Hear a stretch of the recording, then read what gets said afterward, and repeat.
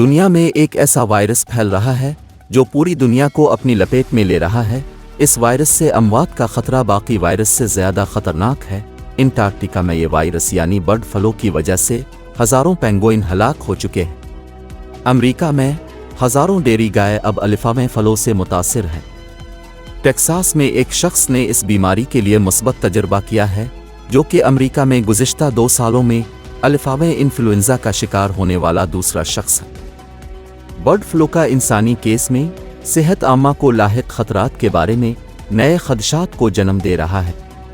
साइंसदानों ने दुनिया भर में बर्ड फ्लू की ताज़ा तरीन वबा पर ख़तरे की घंटी बजा दी है, क्योंकि इंसानों की खुराक का ज़्यादातर हिस्सा उन बर्ड्स से है।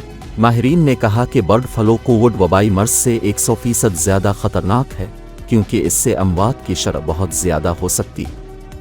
क्या बर्ड फ्लू दुनिया में कोरोना से ज़्यादा तबाही लेकर आएगा?